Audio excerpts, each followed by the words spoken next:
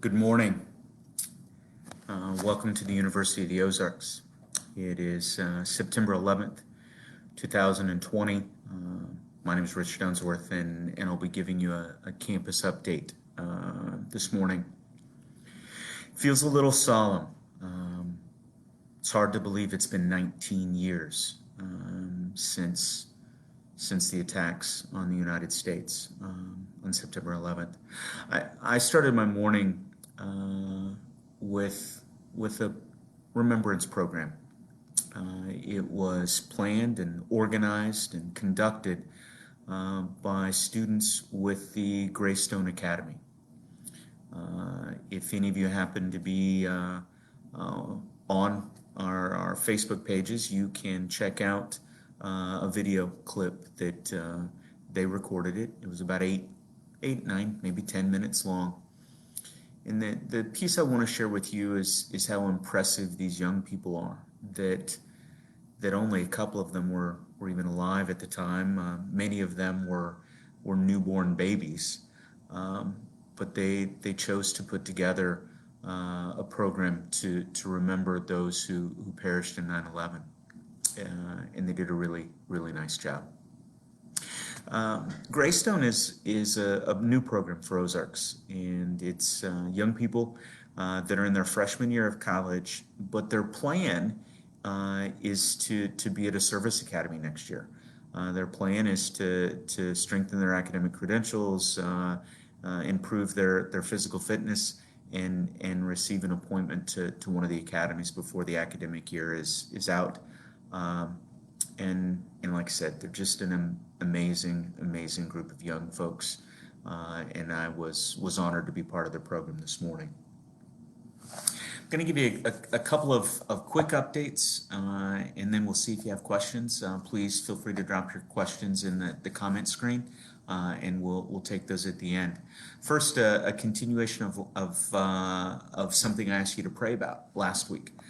The Black Lives Matter rally or rallies that we had this last weekend here in Clarksville, they were pretty amazing. One, the folks who organized them did a really nice job.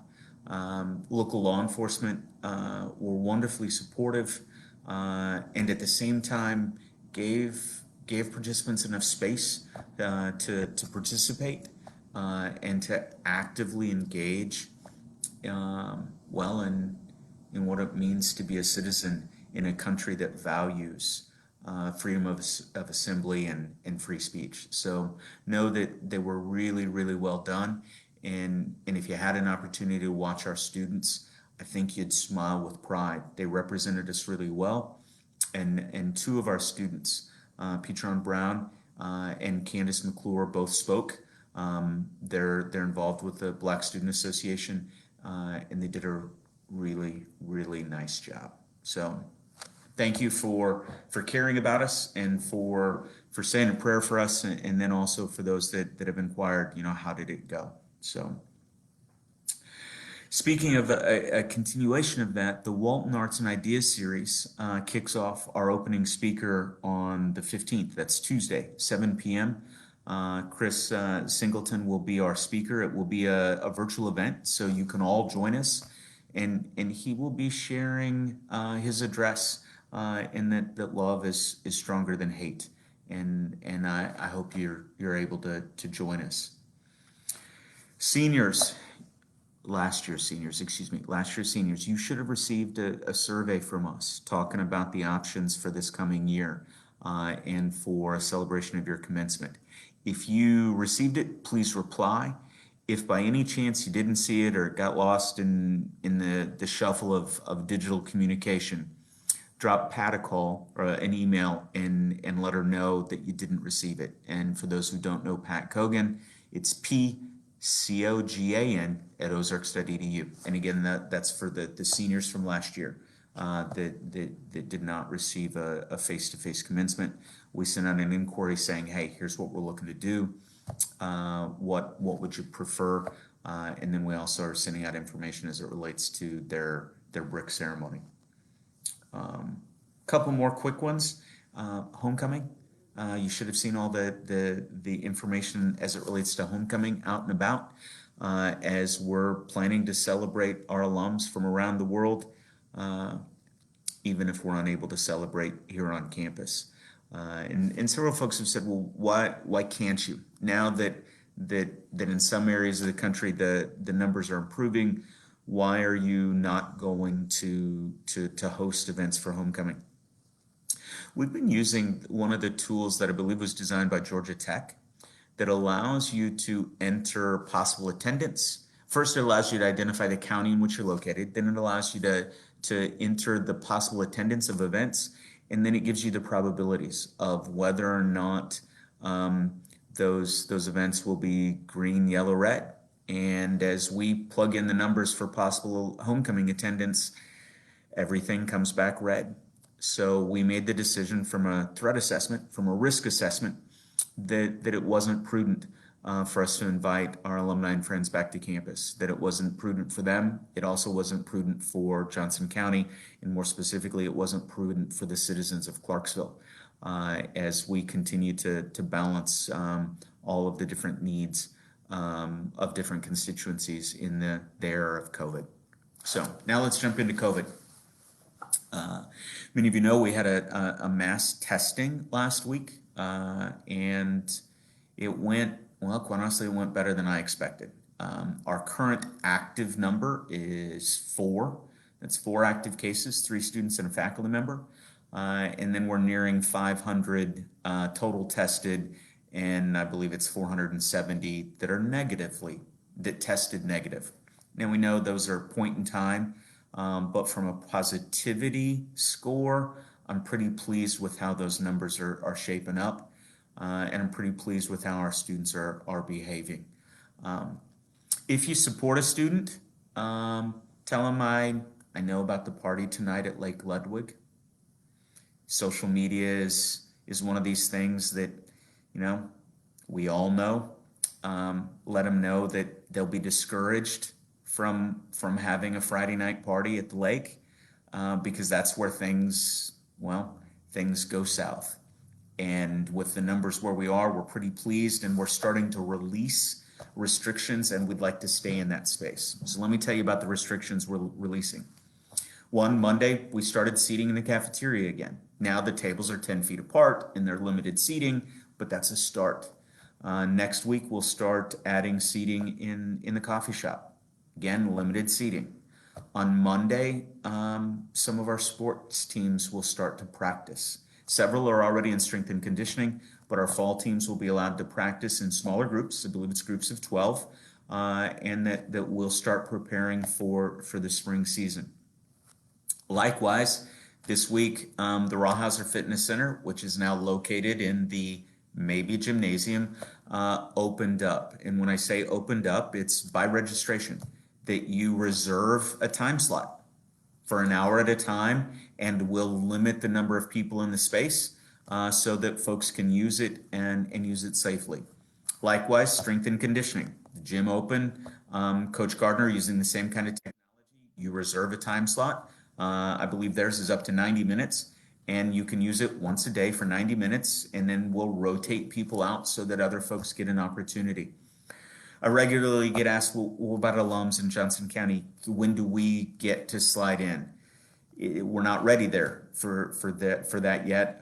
Our first preference, our first priority will be to the students that are physically here, living and residing with us, and then those that are commuting in from Clarksville, Johnson County proper.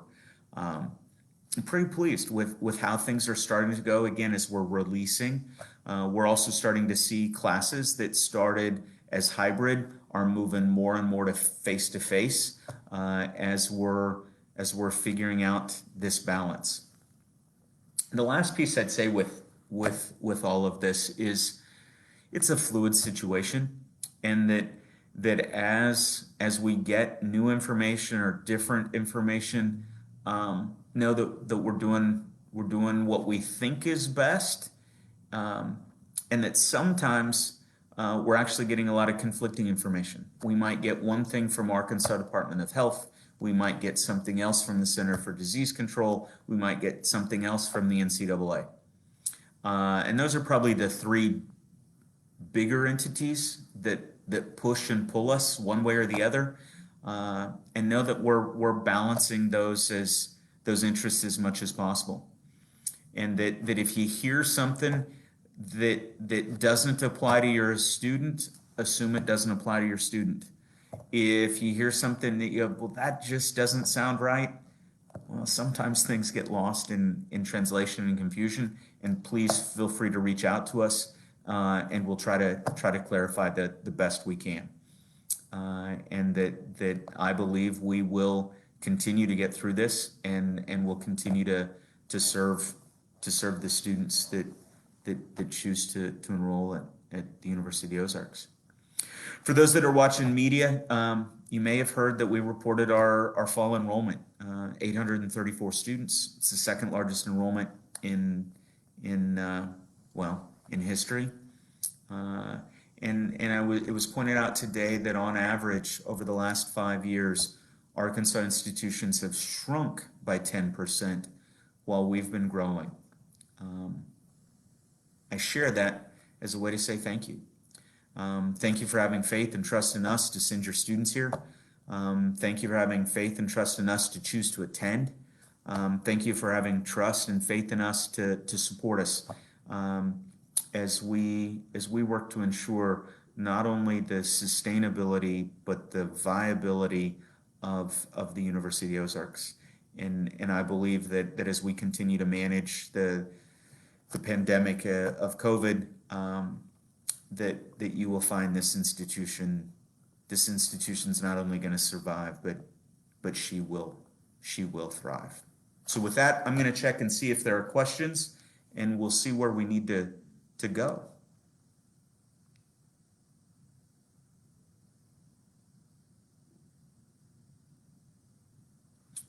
All right. Thank you, Dr. Metz, for summarizing and dropping those notes in the comments.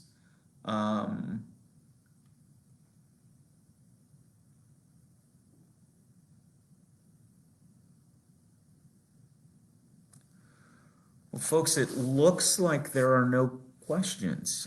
This might end up being the shortest update that we have. So I'll give it just a quick minute to catch up, just in case there are.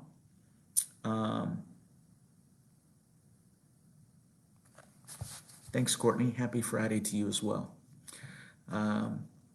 So I'll do my closing. As you think about September 11th, where were you? As I told students this morning, I hopped in my car and headed to law school. It was about a 45-50 minute commute, and didn't turn on a radio, didn't turn on a TV, and then walked in a little bit of shock. So I'd ask you the same thing I asked of others today: is say a prayer for the nearly 3,000 people that lost someone dear to them 19 years ago on the attack on the United States. Offer a prayer for the university, and continue to pray that the world will find its way out of the pandemic of COVID-19. Know that we're always thankful and grateful for everything you do for us, to support us, and to support the young people that go to school here. And it's pretty amazing to see them walking the sidewalks and taking care of each other, and they're wearing their masks, and for the most part they're doing what we've asked them to do to be safe and be successful. So thank you for everything you do, and for all of that support. And should you have any questions or comments, reach out to us. And again, my email is rdunsworth@ozarks.edu. And if I can't answer it, we'll forward it to somebody else. So take care, and God bless. Bye-bye.